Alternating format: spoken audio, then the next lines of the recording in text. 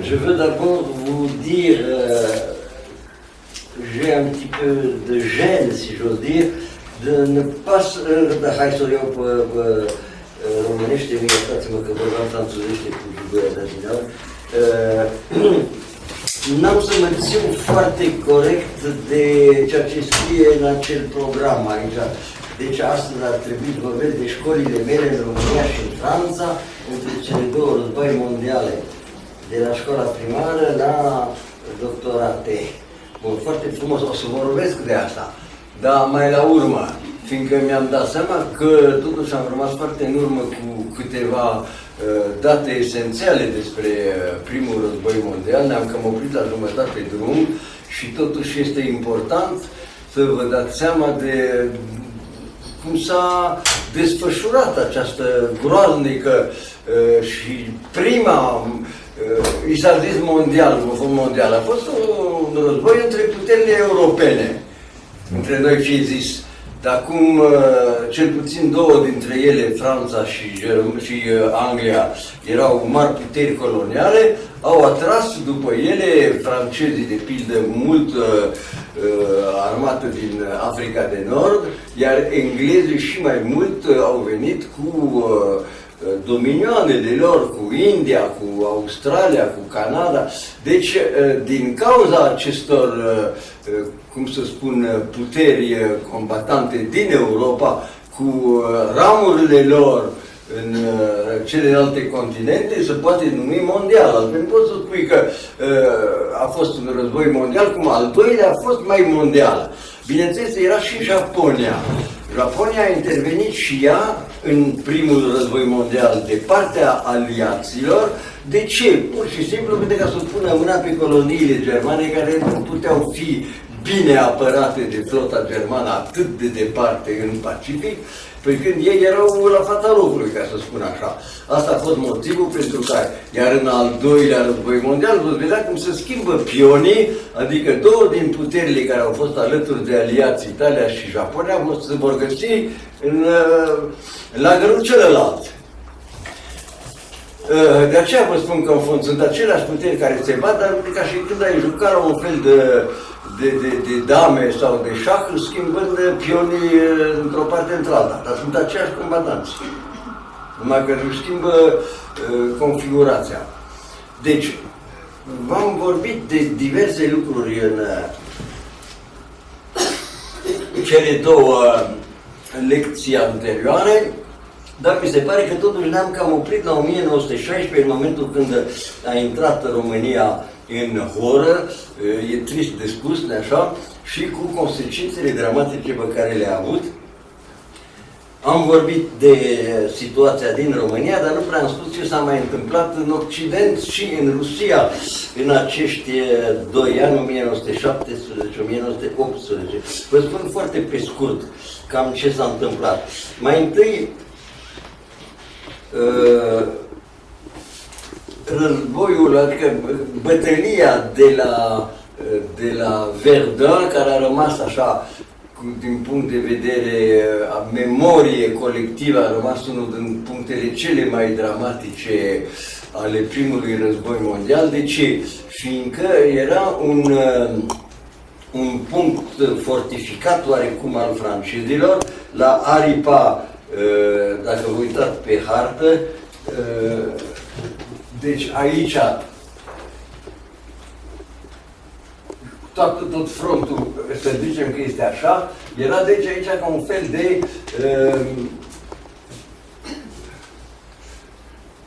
placă importantă. Alzața-și-Lorena era numea germanilor, așa, deci cam pe aici, să spun că nu văd Nancy unde este Verdun pe harta, dar în orice caz este deci în estul Franței, deci la extremul aripa stângă a enormului front, din punct de vedere al germanilor.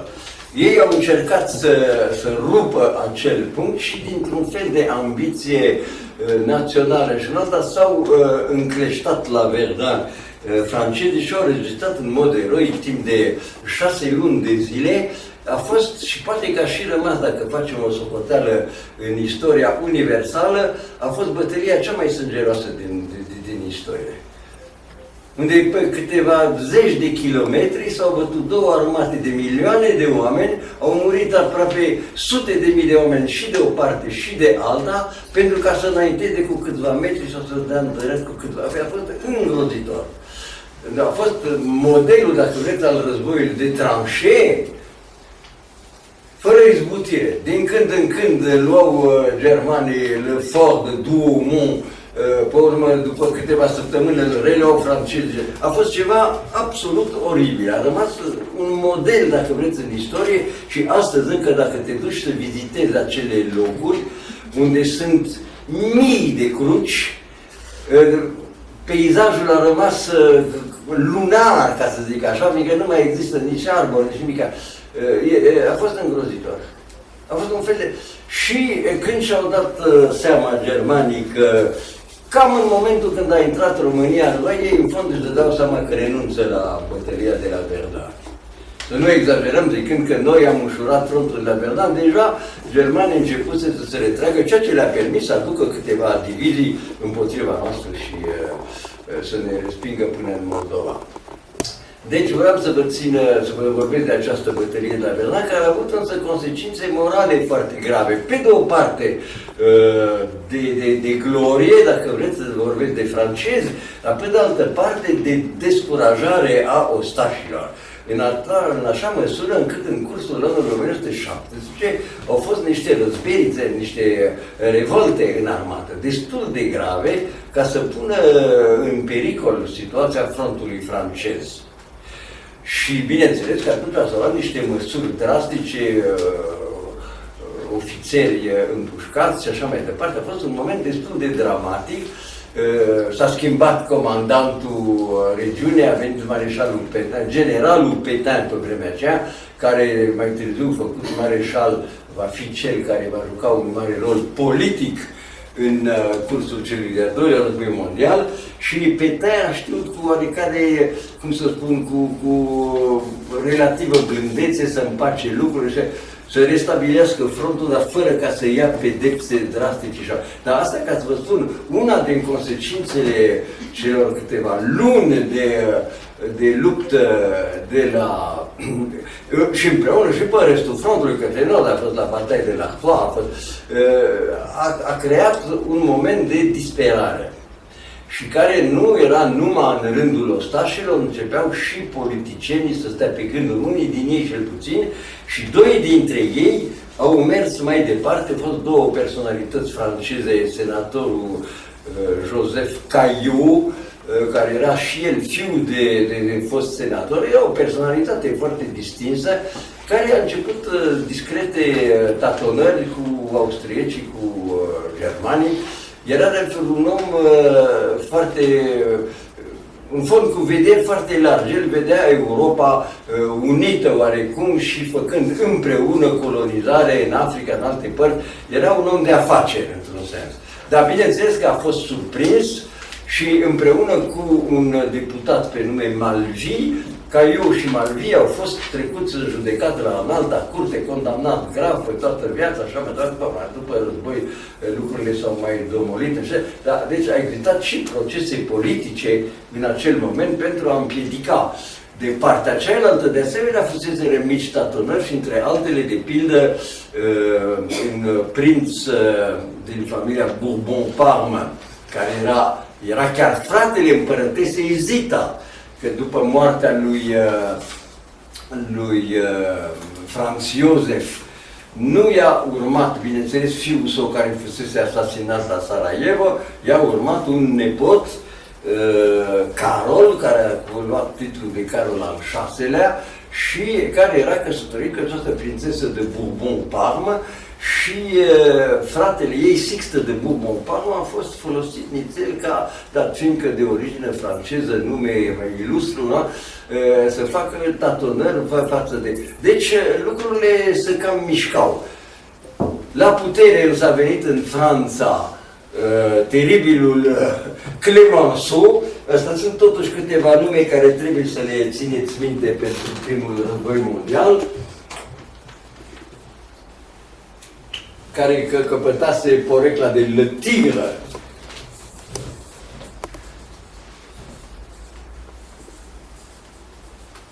Clemenceau, era un om de stânga, deja vârstnic, de vreo 70 de ani, 40 și ceva, cred, dar îl vedem cu cizmulițe, cu nu știu ce, ducându-se pe front, un tip foarte, foarte energic și n-aș spune simpatic. Un tip foarte al dracului, știu ce. El va fi, de pildă, adversarul îndrăjit al lui Brătianu la Versailles. Nu putea să-l suferi pe Brătianu, considera că... Bon.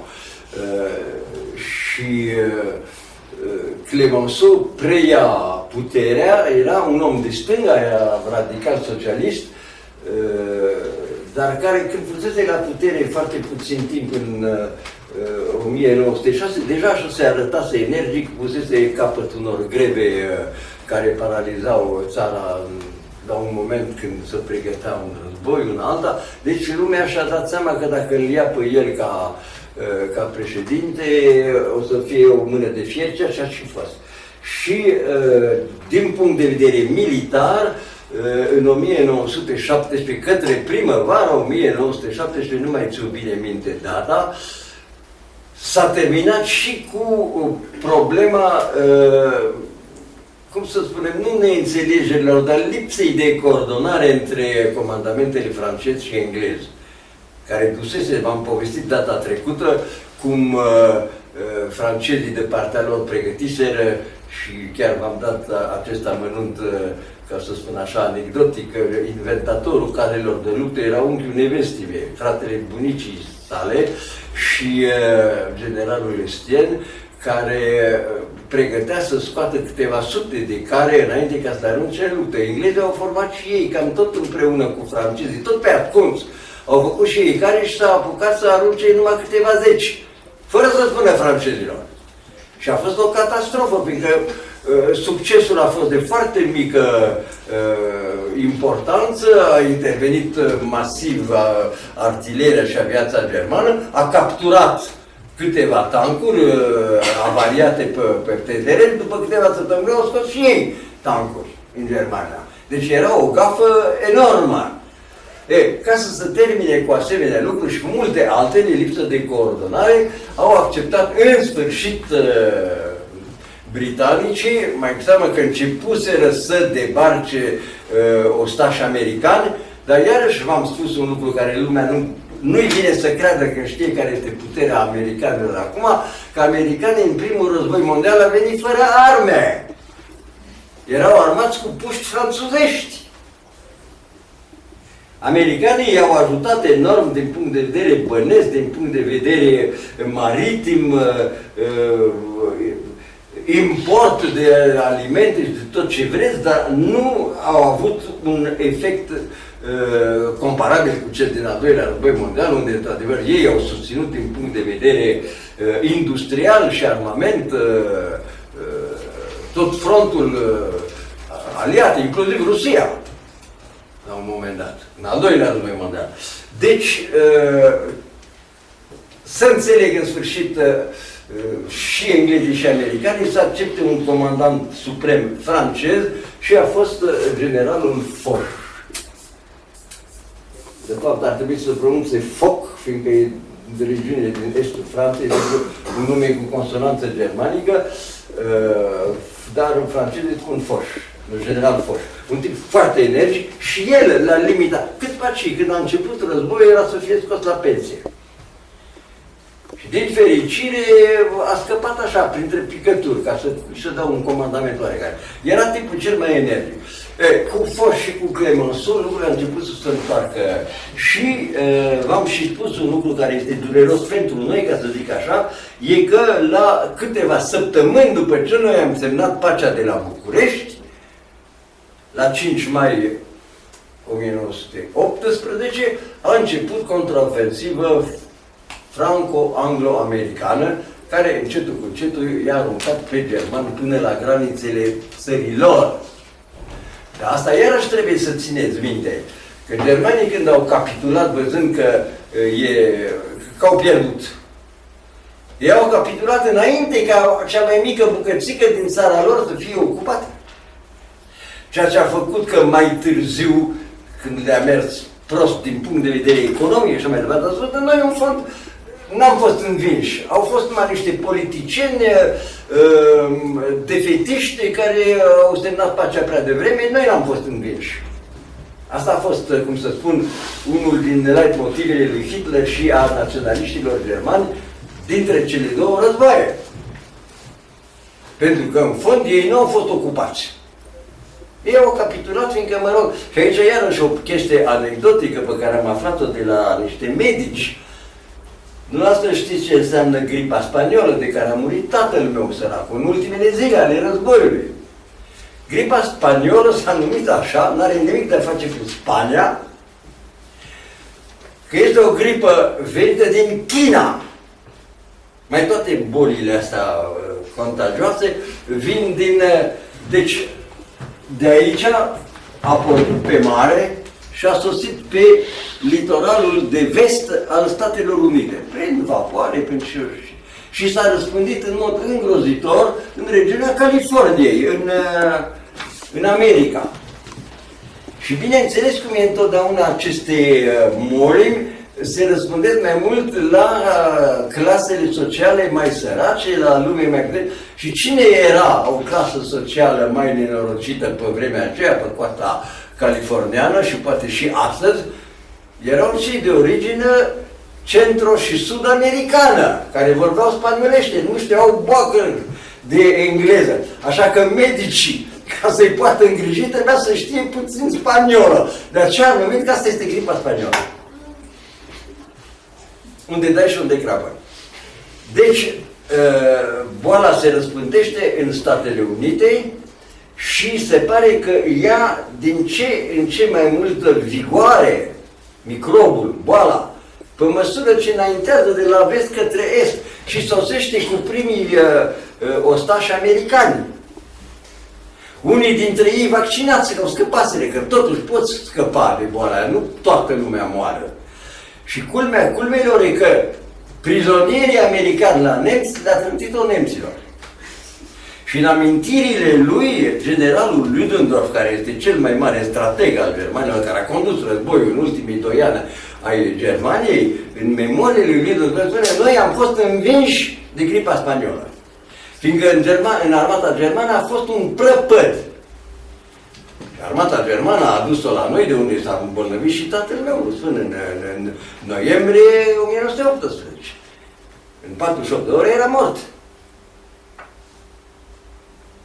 Deci asta a fost unul din motivele pentru care germanii, fiind văzând că de data asta, într-adevăr, ofensiva asta franco-anglo-americană este decisivă și că îi împinge, au pierdut tot ce ocupaseră timp de 4 ani de zile, tot ce ocupaseră în Franța până de aici, au ajuns până la, și Belgia, au ajuns până la granițele țărilor, au spus mai bine, a aplicat Kaiserul, a aplicat în Olanda, a venit un guvern mixt social-democrat în alta și s-au hotărât să facă imediat armistițiu. Armistițiul are loc la 11 noiembrie 1918.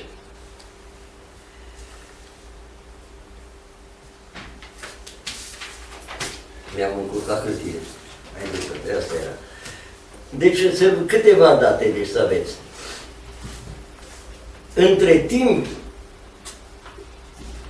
Între timp, pe frontul de răsărit, asta v-am mai spus câteva cuvinte, se întâmplase Revoluția bolșevică. Să vă spun preliminarele, ca să spun așa, a început agitația marxistă printre trupe, un alta, și ei săracii de ani de zile se băteau pe niște fronturi enorme, cu pierderi de milioane de oameni, cu alte milioane de oameni prizonieri, că la ruși au fost foarte, foarte mulți prizonieri făcuți de germani și tratați foarte prost. Adică în lagările din Germania, altfel erau tratați prizonierii francezi sau britanici și altfel erau tratați prizonierii ruși, erau tratați ca niște vite. Și toate lucrurile astea se știau, adică în poporul rus se născuse așa un sentiment de disperare pentru ce ne batem, pentru cine, uite cum suntem tratați și de unii și de alții și propaganda asta comunistă a prins în mod extraordinar la ei, pe când, după cum vă spuneam data trecută, miracolul este că n-a prins deloc asupra ostașului român. Când s-a văzut la noi, mai exact chiar de la Mărășești, s-a văzut că nu se mai băteau rușii. Noi a trebuit să înlocuim în grabă anumite unități rusești în ultimul moment pentru ca să facem față la atacul german și de atunci încolo a început un moment dramatic pentru frontul nostru și pentru tot frontul rusesc, fiindcă se prăbușea. Chiar generalul șef rusesc, Șerbașov, la noi a fost la un moment dat, cât taci să fie prins și linșat de propria lui armată, l-a scăpat niște unități românești. În condițiile astea, situația devenea dramatică și pentru noi și când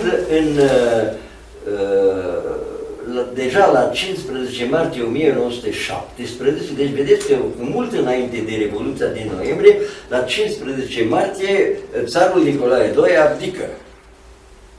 Și-a dat deja seama că presiunea politică în jurul lui era prea mare. Aici ați citit prin diverse cărți tragedia cu fiul său care avea o boală pe care era foarte greu de îngrijit și și-a închipuit mai exact țarina că acel nebun de pop Rasputin, de călugăr, care era incontestabil cu o putere mai întâi cu o vitalitate absolut diabolică. Fiindcă în momentul când a fost asasinat în 1917, câteva săptămâni înainte de catastrofă, a fost omorât de două personalități, între care pe una am văzut-o de departe la Nisa, printre refugiați, prințul Yusupov, când l-au poftit pe Rasputin la un fel de cină, ei doi, nu mai știu cine era celălalt, tot așa, o înaltă personalitate a vieții rusești, și cu acest Yusupov, care era chiar rudă cu familia domnitoare, prințul Yusupov, l-a poftit la o cină, unde au hotărât mai întâi să-l otrăvească și dacă otrava nu are efect asupra lui, să-l... Otrava n-a făcut nimic asupra trupului lui, au început atunci să scoată cuțitele și să dea în el. A fost un chinci în ce nu a trebuit să-l lege și să-l arunce cu o piatră de moară în apă. Și numai așa a murit. Era un individ absolut. Și omul ăsta avea probabil un fluid extraordinar că îl potolea pe copil și treceau anumite crize de boală. Și deci țarina ținea foarte mult. Rezultatul a fost dramatic în sensul că Rasputin, care era foarte deștept și avea tendință, știți, s-a scris o carte de către un moruzi rus, din ramura prinților moruzii trecuți în Rusia. Eu unul pe care l-am apucat la Paris, a scris o carte unde îl apără pe Rasputin. Dacă aș fi fost ascultat Rasputin, se făcea o pace separată cu un an mai devreme. Dar tocmai ăștia care l-au omorât este că își dădeau seama că omul ăsta are o influență politică dezastroasă asupra perechei imperiale și... Asta ca să vă spun niște amănunte despre ce s-a întâmplat între 15 martie, când țarul abdică, și atunci începe o încercare de guvern democratic acolo. După câteva luni de zile este numit șeful Partidului Social-Democrat, îi se spunea socialist deja după atunci, care era un avocat, o personalitate interesantă, Kerenski. Kerenski însă n-a fost în stare să mențină ordinea. Adică în fiecare 2-3 zile erau manifestații pe stradă, chestii, greve în uzinele, și Kerenski nu avea, mă rog, mâna de pumnul de fier care ar trebui să-l aibă, și am citit undeva de pildă că Ionel Brăteanu, șeful guvernului român, la un moment dat în toamna 1917, când a văzut care este situația în Rusia, s-a repezit până la Sankt Petersburg să vorbească cu Kerenski. Dom'le, ce faceți? Nu puneți ordine armata? Nu știu ce se întâmplă, noi nu putem. Și se pare că când s-a întors, a spus, Kerenski știe să vorbească, dar nu face nimic. Era un bun orator, cu atâta tot. Rezultatul a fost, după cum v-am mai povestit când am vorbit de propria noastră aventură a mamei și a copiilor ei, că au preluat într-o noapte puterea bolșevicii la 7 noiembrie 1917 și imediat pe urmă, nu știu dacă v-am spus atunci că nemții au făcut o lovitură colosală aducându-l pe Lenin din Elveția, unde era refugiat de ani de zile și era cunoscut în lumea întreagă ca un creier, un șef al ideilor comuniste. Nemții l-au preluat, l-au pus în niște vagoane, s-a zis că erau vagoane plumbuite. Se pare că nu erau plumbuite, erau numai cu perdele de trase în alta și l-au dus până aproape de Grand, l-au infiltrat în Rusia.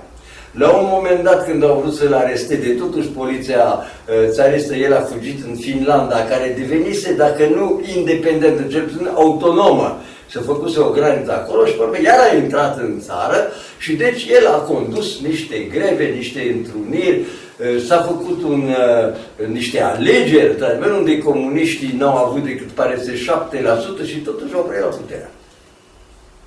Sistemul lor. Și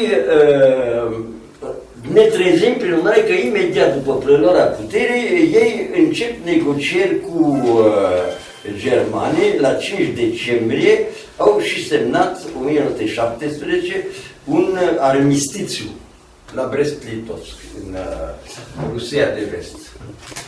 Deci ei fac un armistițiu cu puterile aliate. Noi românii ce să facem?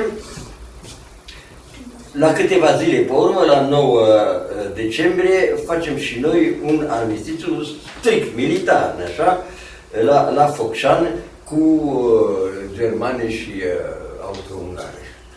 Asta e numai militar. Și pe urmă, hotărârea politică, ce facem? Începem negocieri de pace, cum au început rușii, sau ne menținem? V-am spus deja părerea mea personală, la care ușor de spus după 80 de ani. Eu cred că mica minoritate de oameni politici care Adirea Basarabiei. De ce? Fiindcă în timpul guvernului Ionel Brățeanu, Dibaci, când a văzut că trebuie să facă pace, el s-a retras. Și-a dat mai întâi puterea generalului Averescu, care era foarte popular în armată. Dar e interesant de văzut că și Averescu era de părere că musai să semnăm pacea.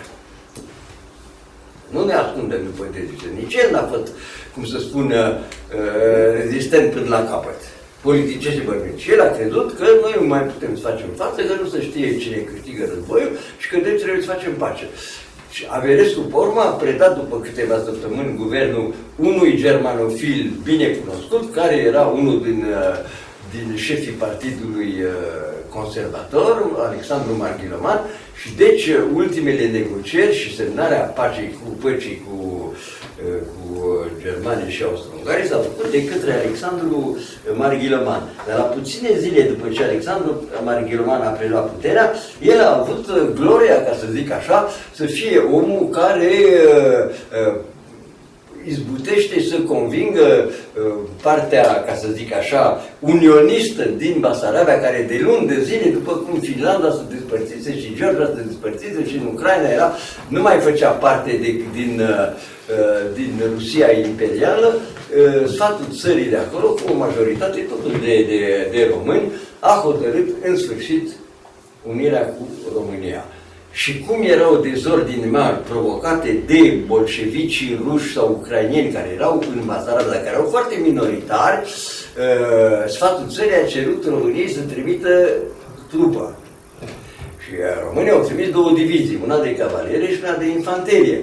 Ăsta e motivul pentru care adversarii noștri spun că sfatul țării a votat pe urmă unirea cu Roma, fiindcă era sub turecie. De fapt, nu este adevărat. Acele trupe nu au făcut nicio presiune asupra Chișinăului și votat acolo. Asta s-a limitat să facă ordine în țară ca să nu facă ei alții, care erau foarte minoritari, dezordine. Dar, totuși, dacă vreți, din punct de vedere cine vrea să scormonească problema, era deja trupe românești în Basarabia în momentul când sfatul țării sabotează unirea cu România. Asta, Marghiloman s-a dus până acolo, a fost primit cu entuziasm, deci este un fel de punct în favoarea lui. Asta se petrece la 27 martie, stil vechi, și noi continuăm să sărbătorim de 27 martie, de fapt este 9 aprilie, după stilul nou. Pe urmă intervine la sfârșitul războiului, deci când se sparge și frontul de sud de către viitorul mareșal francez, Franchet de Pré, în sfârșit armata de la Salonic, franco-anglo-sârbească, reușește să spargă frontul bulgăresc și să înainteze până la Dunăre, se prăbușește mai întâi Bulgaria și pe urmă intervine, ce v-am spus adineauri, cererea de la 11 noiembrie a germanilor și semnează un armistițiu. E aici iarăși anecdotic, francezii au semnat într-o pădure, într-un vagon, într-o localitate care se cheamă Rotonde, au semnat cu comandamentul german acest armistițiu la 11 noiembrie 1918. Și când s-a prăbușit Franța în 1940, germanii au ținut să semneze în același loc armistițiu în același vagon. Astea sunt micile, cum să spun, aspecte mărunte ale istoriei. Și mărunte moralmente, fiindcă ce contează că îl umilești pe celălalt cu... Da. Interesant este că armistițiul cu Austro-Ungaria a fost semnat 2 zile mai târziu de către Franchet de Pré, care va să zică Ungaria, ca să știm pe urmă încurcăturile care le vom avea noi cu ungurii, armistițiul franco-ungaro-austriac se face la 13 noiembrie 1918. Văd că înaintează foarte mult vremea și că n-am... Iată, deci, în fond, cum se termină primul război mondial, încep tratative de pace și să vă dau acum principalele tratate care se vor semna la Versailles după luni și ani de zile, în fond, de negocieri. La 28 iunie 1919, tratatul de la Versailles, propriu zis, cu Germania. Deci toți foștii adversari ai Germaniei semnează la 28 iunie 1919 un tratat cu Germania care este foarte dur, care este draconic. Deci cu toate că teritoriul lor nu fusese ocupat, ei au fost pedepsiți în așa fel încât s-a pregătit în fond motive de răzvrătire a germanilor. Să se facă o pace inteligentă care să permită acestei țări să renască, că și ei fusese extrem de obosiți de acest război și din punct de vedere milioane de morți și pierderi economice și așa mai departe, li s-a impus asemenea condiții încât cu vremea nu s-au putut ridica. Să vă dau de pildă exemple. Mai întâi, bineînțeles că li s-a reluat, asta era normal pentru Franța, li s-a reluat Alzacea și Lorena, care sunt acine, așa, asta este Alzacea și nordul Lorenei, care germanii în 1870 o luaseră pe bază, în fond, de teorii naționaliste, că acolo se vorbește un dialect german. Poporul puțin le păsa și burghezia și aristocrația, dar acolo erau foarte francizați de 300 de ani.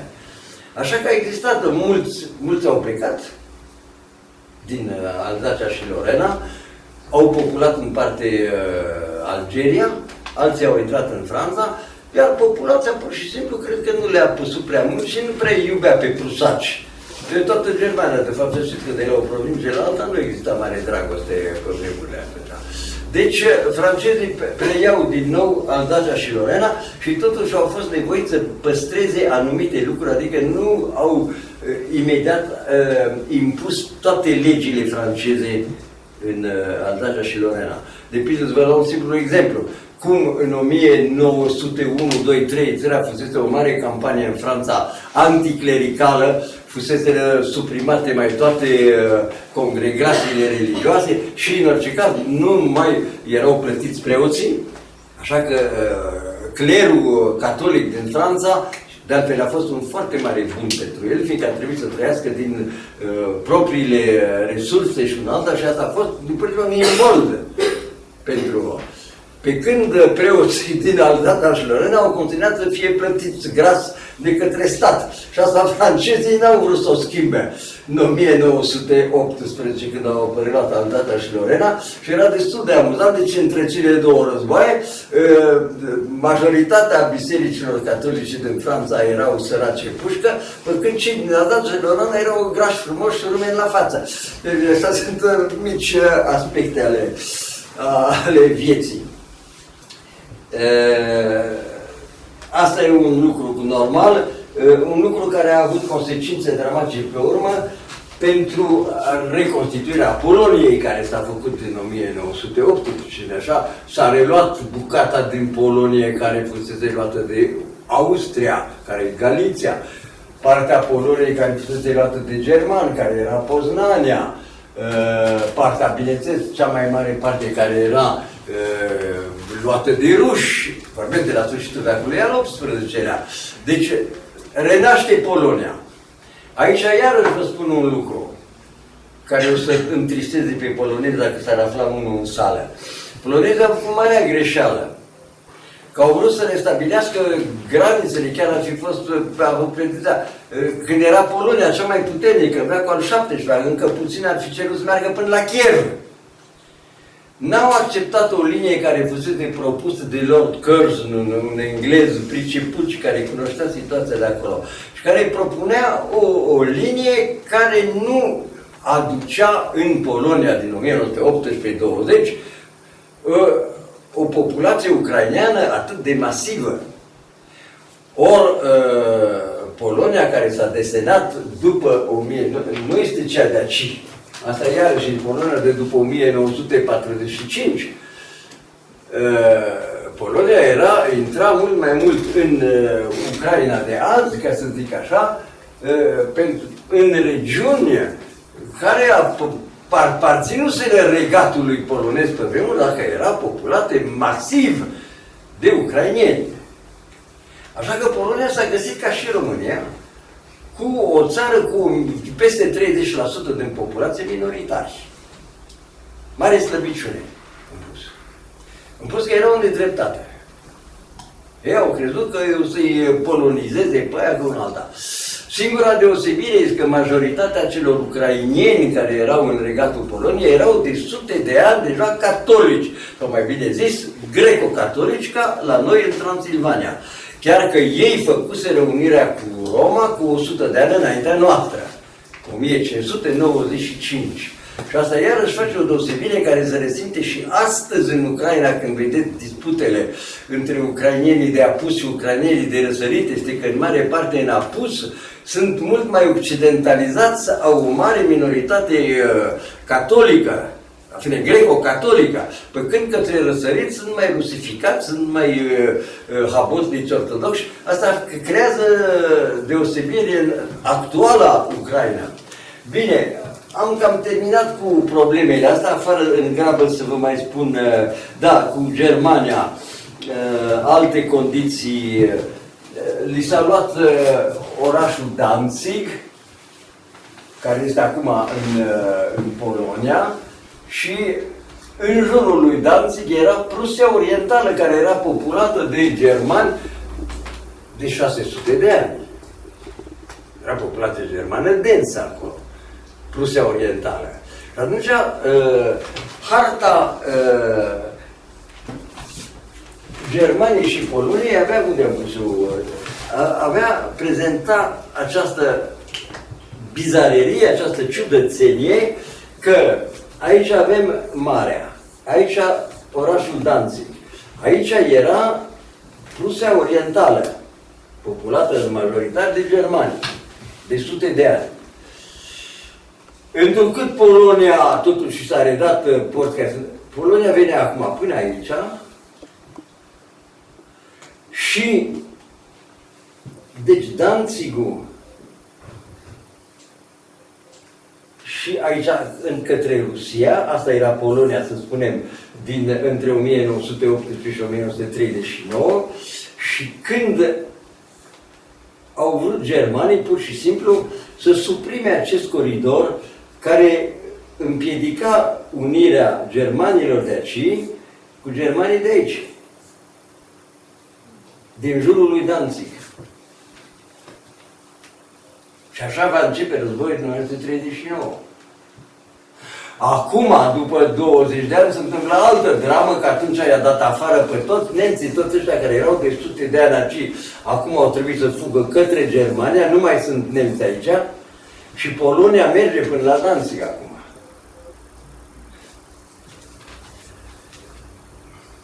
Probleme, tovarășe, nu?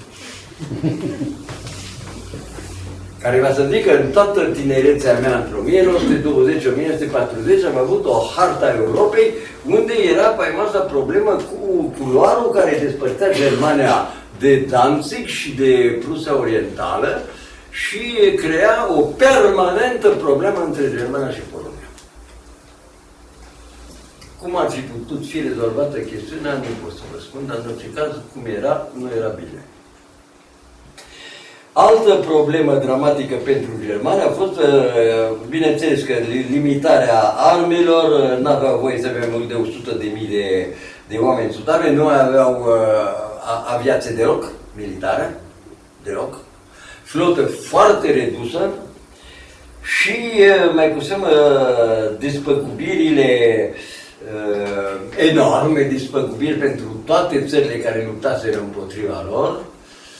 Din ce avea să plătească țara asta toate aceste despăgubiri, asta a fost începutul, cum să spun, problemelor dramatice ale Germaniei dintre cele două războaie și la un moment dat, după câțiva ani, când germanii n-au mai putut să plătească una alta, francezii au ocupat o parte din Ruhr pentru despăgubiri, care a mai fost și o zonă renală care a fost ocupată militarește de francezi. Toate astea ca să vă spun că Germania, dintre 1920 și până la sosirea lui Hitler la putere, a fost o țară care era, într-adevăr, într-o situație economică și psihică dramatică, care ne explică cum de a putut Hitler să ajungă la putere prin vot.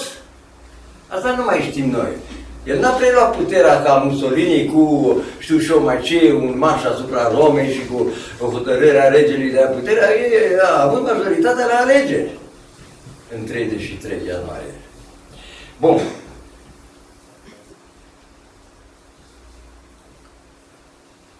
Celelalte tratate grave să le mai spun.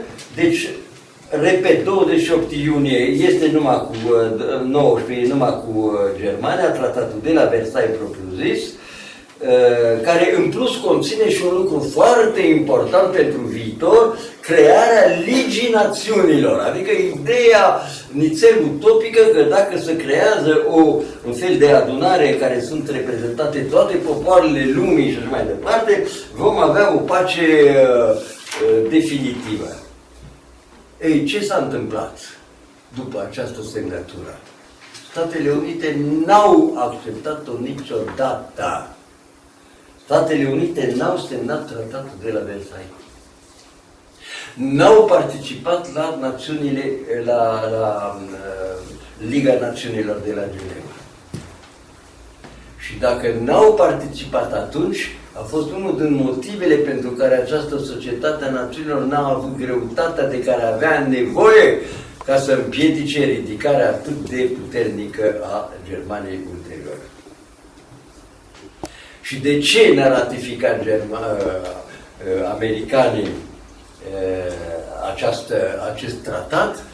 și a căzut de la putere, adică a murit Wilson, care fusese inițiatorul, care venise cu faimoasele 14 puncte, printre care era punctul că toate țările din Europa să aibă dreptul să aibă granițele pe care le capătă prin plebiscite, deci de vot. Deci era niște noțiuni care erau contradictorii cu teoriile totuși vechi, care le mai avea încă în cap și Clemenceau și britanicul Lloyd George, anume totuși așa tratate, cum să spun, pentru interesul fiecarei țări. Venea cu niște principii de politică. Wilson mort, partidul lui a căzut de la putere și când au venit republicane care nu erau belicoși, care erau pentru izolaționismul Statelor Unite, până mai ieri, s-a schimbat politica și au spus americani, ce să ne băgăm cu europenii aia care se bat între ei tot timpul, hop, ne scoatem bilele din joc. Și asta a fost una din motivele acestei lipse de soliditate a tratatului de la Versailles și a echilibrului european stabilit de tratatul de la Versailles.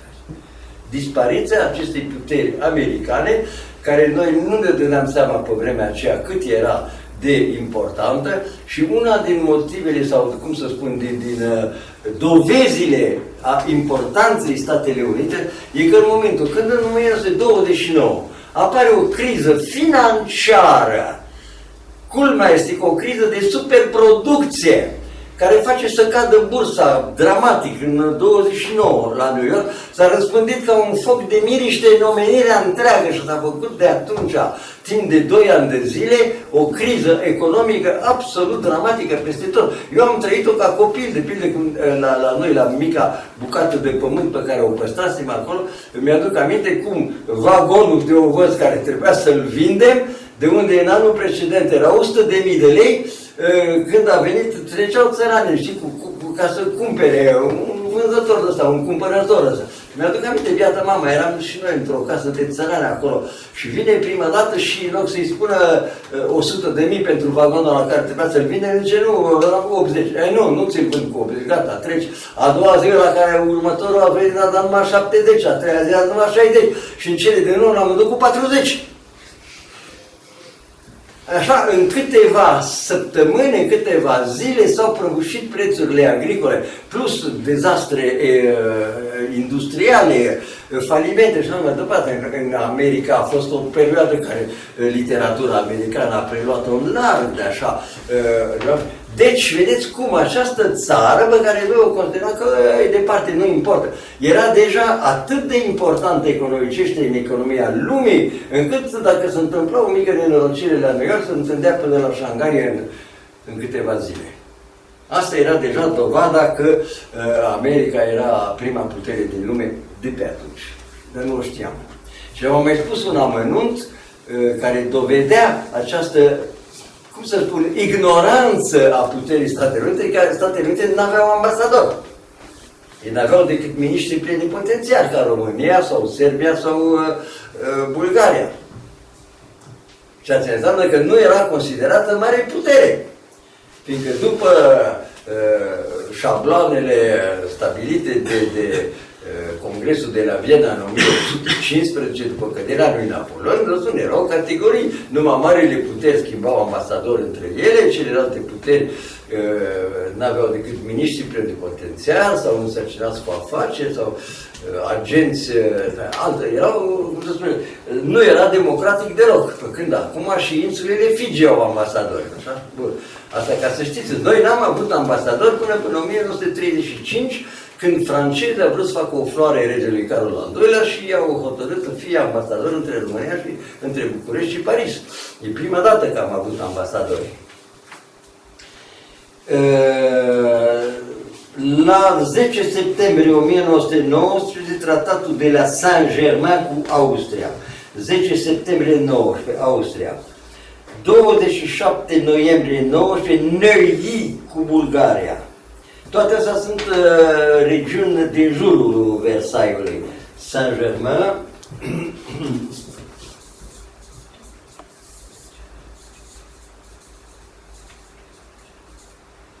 și Neuilly. Deci noi cu Bulgaria,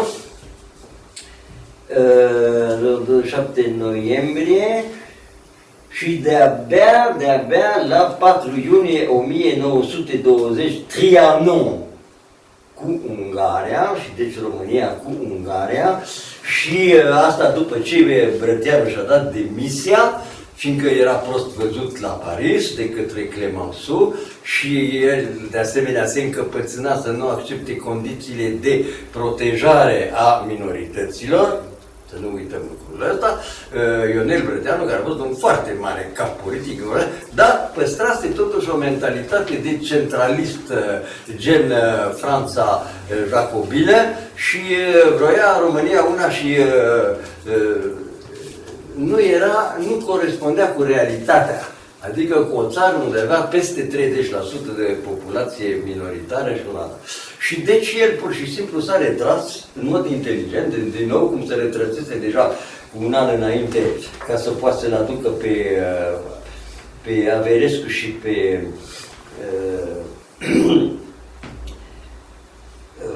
conservator la putere. Acum îl lasă pe țărănistul Vaida Voivod, care se duce la Paris. Se pare, iarăși sunt anecdotice, dar foarte, cum să spun, revelatoare. I s-a spus la ureche: domnule, dacă nu te faci mason, să știi că nu o să ai succes față de francezi, să faci mason în grabă și, bineînțeles, împingi ca să aibă cât se poate mai repede niște grade, nu știu ce, și pe bază de legături masonice a fost bine văzut de francezi, a putut, în fine, să termine tratatul de la Trianon. Se non è vero, e ben trovato. În orice caz, eu cred că e adevărat. Deci noi de-abia la 4 iunie 1920 am semnat tratatul cu Ungaria, terminat. Cât despre tratatul cu Turcia, de la 20 august 1920 și mai târzie, deci tratatul cu Turcia, să știți că va avea consecințe foarte dramatice, că naționaliștii turci, în frunte cu un general foarte zdravăn pe care îl chema, i s-a zis acum Kemal Atatürk, dar numele lui era Mustafa Kemal, ei nu au acceptat acest tratat. Grecii au comis eroarea după un an de zile să debarce în Turcia, crezând că le-a venit momentul ca localitățile populate de greci, cum era Smirna și altele, să devină, să facă parte de ele. Rezultatul a fost absolut invers, că după un an de zile s-au trezit turcii Kemal Atatürk în frunte și a aruncat pe greci în mare, nu numai armata greacă, dar și toată populația grecească din Turcia, de unde s-au venit milioane să vină în Grecia. Am avut o consecință dramatică pentru românii noștri, fiindcă au venit să populeze regiunile unde erau majoritare a românii și acum nu mai sunt. Deci, așa s-a terminat cu Turcia, până când a fost nevoie de un nou tratat. Deci tratatul semnat mai întâi cu Turcia la Sèvres la 20 august 1920 a devenit caduc și în august-septembrie 22, că a venit contraofensiva asta turcească, și la 29 octombrie 23 a proclamat Republica și de-abia pe urmă s-a semnat un nou tratat. Dar nu mai vă pui capul cu asta și pentru să ne odihnim puțin și de-abia în partea a doua am să vă spun cum a trăit copilul Neagu Duvara acei 20 de ani între 1918 și 1940. 10 minute repauză.